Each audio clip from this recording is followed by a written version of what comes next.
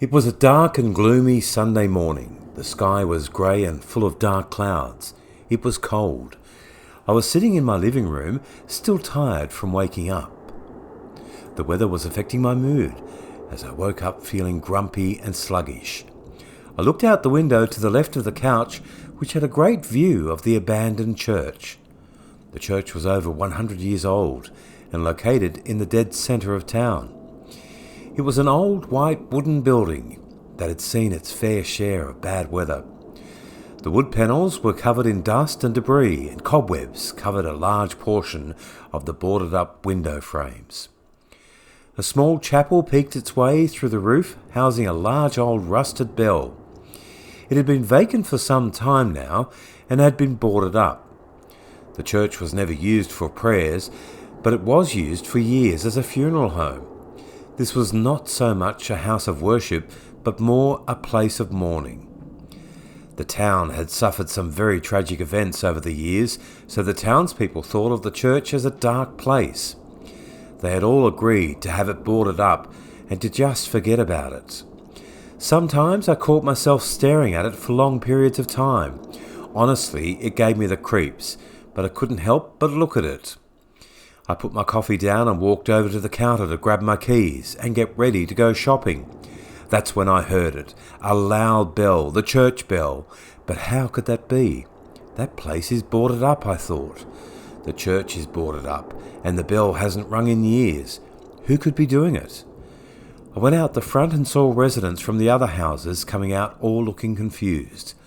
They were all staring at the old church. We all walked up to the small picket fence that surrounded it and looked at the chapel. The bells swung back and forth, emitting an eerie ring through the silent town. Then suddenly it stopped. We all looked at the bell in shock. All the windows are boarded up. How can someone get in? A few of us went around the church to take a look. Nothing was obstructed, and the church showed no signs of entry. "It must be the wind," I said. It was a pretty stormy day. Everyone ignored me and made their way back to their own homes. Night came fast and I was watching TV on the couch. Ghost Hunters was on, which I wasn't really interested in, but was falling asleep, so didn't really bother changing the channel. Suddenly, my head started to hurt. It was painful, like a knife was cutting through my brain. I could hear a noise, the bell chiming, the bell from the old church. Last thing I remember, I was falling to the floor. I woke in a dark room. My head was killing me. It was pitch black. I grabbed my phone and turned on the torch. I was inside the church, but how?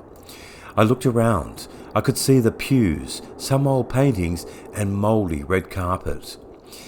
It smelt damp and old. The air was so dirty it made my eyes itch. This place had seen better days. It was then I noticed I wasn't alone.